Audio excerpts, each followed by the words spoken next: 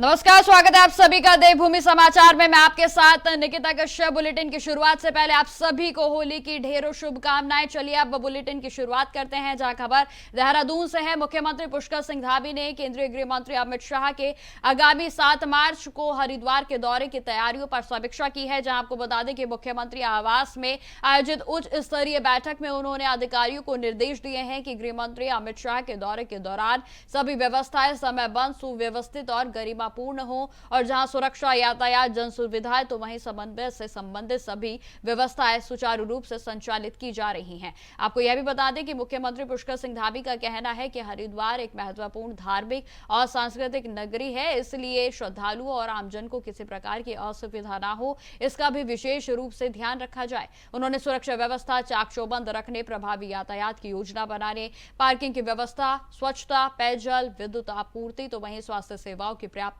व्यवस्था को सुनिश्चित करने के भी निर्देश जारी किए हैं।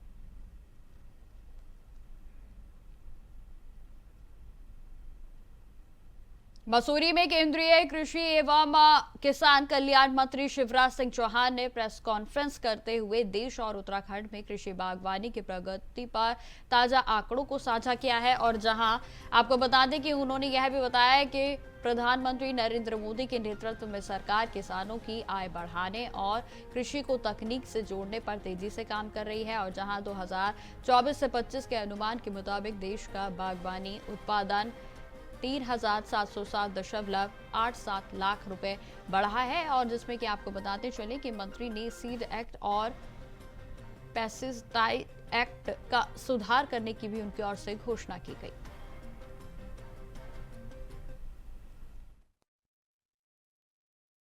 प्राकृतिक आपदा होती तो उसके अंतर्गत भारत सरकार राज्यों को मदद करती है। उत्तराखंड को भी इस बार भी सहयोग किया है। दूसरा होता है, राज्य के पास SDRF का फंड, जिसमें 75% केंद्र का ही हिस्सा होता है। 2 किस्तों में वो हम रिलीज करते हैं, तो वो राज्य सरकार के पास होता है और उसके हिसाब से राज्य सरकार फसल के नुकसान का भी पैसा देती है। तो एक तो देती SDRF से या RBC 6.4 के तहत राज्य के जो नियम बनते हैं उसके माध्यम से, लेकिन दूसरा प्रधानमंत्री फसल बीमा योजना के माध्यम से हम लाभ देने का काम करते हैं, जो अपनी फसलों का बीमा करवाते हैं। मुझे बताते हुए खुशी है कि लगभग 4.5 करोड़ से ज़्यादा किसान परिवार इस योजना में जुड़े हैं और अब तक 1,92,000 करोड़ रुपए की राशि बीमा कंपनियां किसानों को, पूरे देश का मैं बता रहा हूँ, अब तक जो लगभग 35,000 करोड़ का जो प्रीमियम की राशि थी उसके मुकाबले दे चुकी हैं।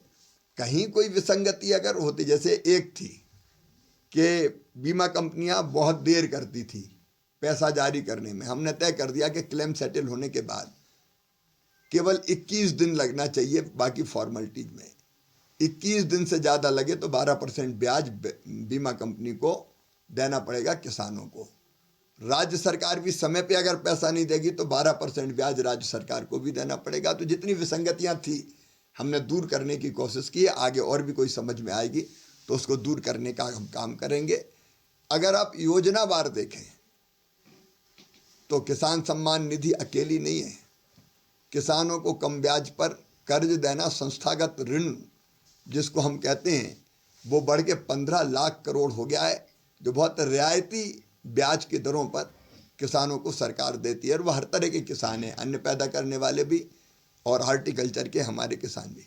फर्टिलाइजर सब्सिडी 1,70,000 करोड़ रुपए इस बार भी बजट में रखा गया है, ताकि हम अपने किसानों को सस्ता DAP और यूरिया दे सकें। ऐसी मैकेनाइजेशन की योजनाएं, MIDH की स्कीम है।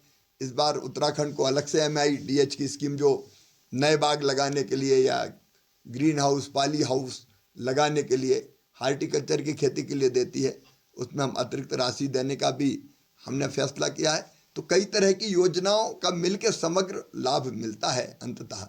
और अभी तो आपकी जानकारी में किसान सम्मान निधि के माध्यम से हम किसानों को, लगभग 9 करोड़ किसानों को 20,000 करोड़ रुपया हर 4 महीने के अंदर उनके खाते में डलते हैं।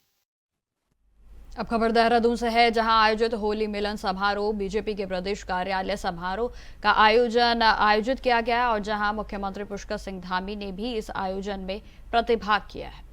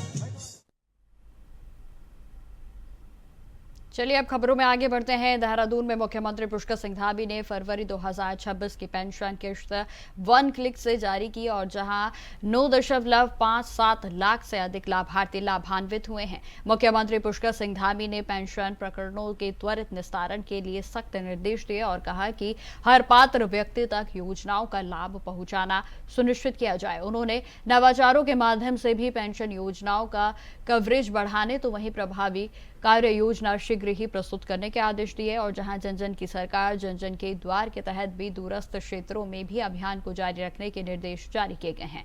जानकारी यह भी देते चले कि 141 करोड़ 91,61,000 की राशि का पारदर्शी वितरण सुनिश्चित किया गया है और जहां मुख्यमंत्री पुष्कर सिंह धामी ने सामाजिक सुरक्षा योजनाओं को अंतिम व्यक्ति तक पहुंचाने का संकल्प भी दोहराया।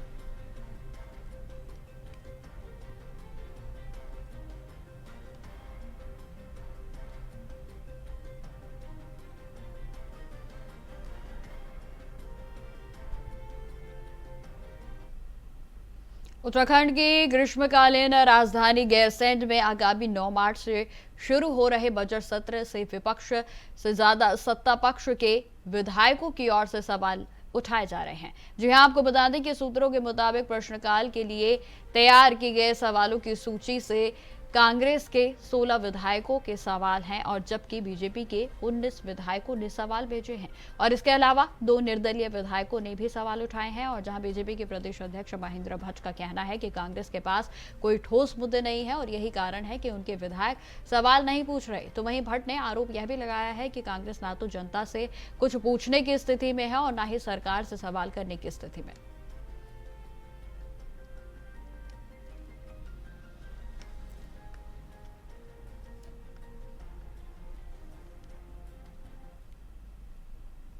उत्तराखंड कांग्रेस के वरिष्ठ विधायक और चुनाव अभियान समिति के अध्यक्ष प्रीतम सिंह ने बीजेपी पर सनातन धर्म का राजनीति का इस्तेमाल करने का आरोप लगाया। उन्होंने कहा कि बीजेपी केवल चुनावों के समय सनातन धर्म की उन्हें याद आती है और जबकि कांग्रेस उस धर्म के मार्ग पर ना केवल चलने का काम करती है बल्कि दिखावे से कहीं अधिक सच्ची निष्ठा रखती है। प्रीतम सिंह का कहना है कि बीजेपी को ढोंगी सनातनी करार उन्होंने दिया और जहां उन्होंने कहा कि बीजेपी के नेता केवल धर्म का राग ही आलापते हैं, जबकि कांग्रेस ने हमेशा धर्म और समाज की भलाई के लिए वास्तविक कार्य किए हैं।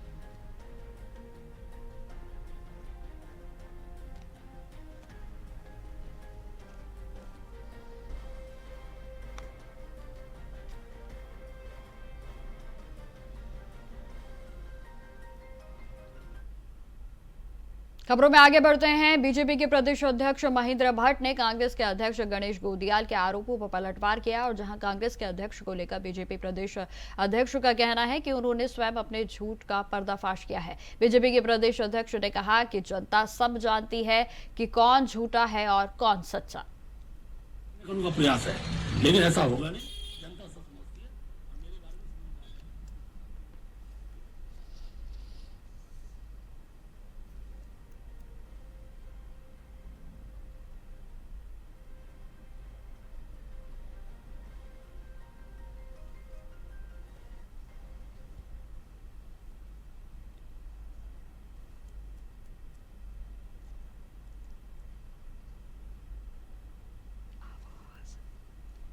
पता नहीं हूँ, लेकिन मुझे अच्छा लगा कि गणेश गोदियाल जी ने कहा नरोवा कुंजरोवा अस्वस्थामा होता था।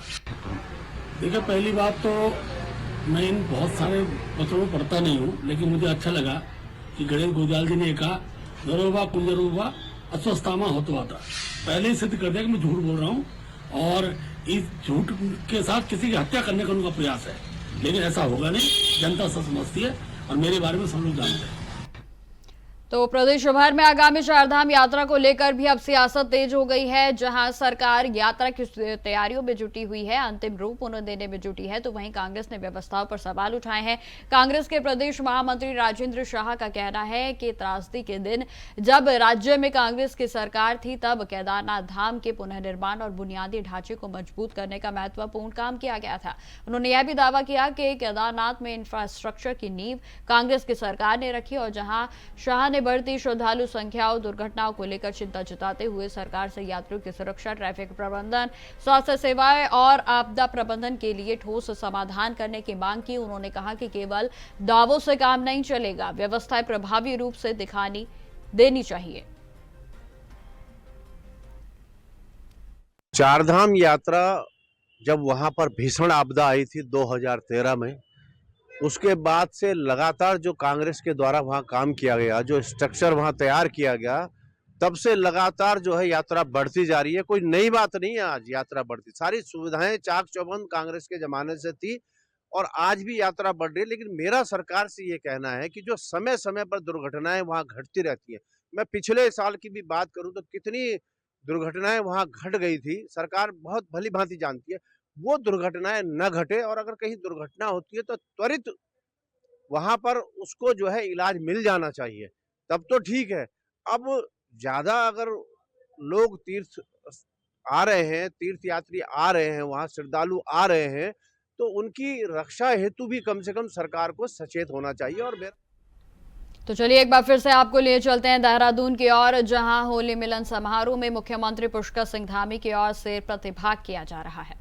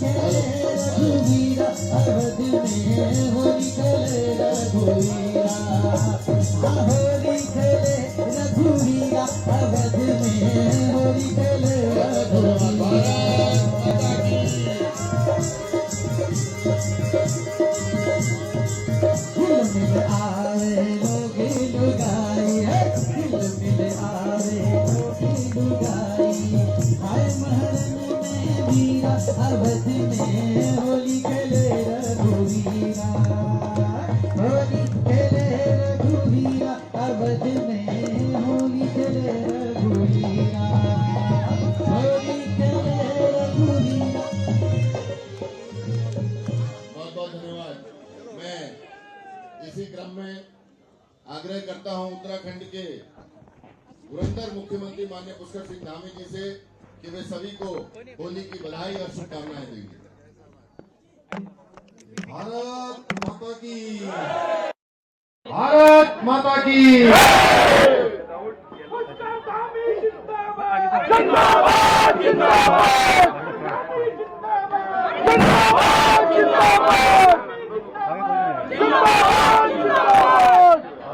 भारतीय जनता पार्टी के प्रदेश कार्यालय पर आयोजित इस होली मिलन समारोह के अवसर पर माननीय प्रदेश संगठन मंत्री आदरणीय अजय जी, कैबिनेट मंत्री आदरणीय गणेश जोशी जी, हमारे पूर्व मंत्री और विधायक आदरणीय प्रेमचंद अग्रवाल जी, हमारे कोषाध्यक्ष जी, अनेक हमारे महानगर अध्यक्ष जी, सभी उपस्थित यहाँ पर, सभी हमारे दायित्ववान सभी कार्यकर्ता भाइयों बहनों, हमारे सभी प्रदेश के पदाधिकारीगण, जिलों के आए हुए सभी पदाधिकारीगण और अनेक स्थानों से पहुंची हुई हमारी मातृशक्ति, मैं देख रहा हूँ अनेक आज सबकी यहाँ पर उपस्थिति है।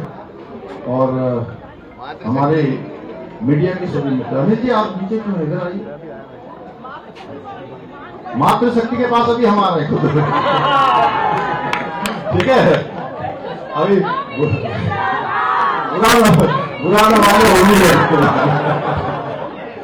और हमारे सभी मीडिया के मित्र जो हमारी हर बात को जनता तक पहुंचने का काम करते हैं, हम अगर हजारों लोग होते हैं तो उसको लाखों करोड़ों लोगों तक पहुंचाने का काम, दिन प्रतिदिन क्षण प्रतिक्षण अनवरत रूप से काम करने वाले हमारे सभी मीडिया के मेरे दोस्त, मैं आप सभी का आज होली के शुभ अवसर पर आप सबका यहाँ अपनी ओर से सबका स्वागत करता हूँ, आपका अभिनंदन करता हूँ और आप सबको होली की बहुत शुभकामनाएं देता हूँ, बहुत बधाई देता हूँ। और बड़ा शुभ अवसर है, आज हम सब मिलकर यहाँ पर होली खेल रहे हैं। और होली एक ऐसा त्योहार है हमारा जिसमें हम बस भर काम करते हैं और काम करने के बाद होली का एक पावन अवसर आता है, रंगोत्सव।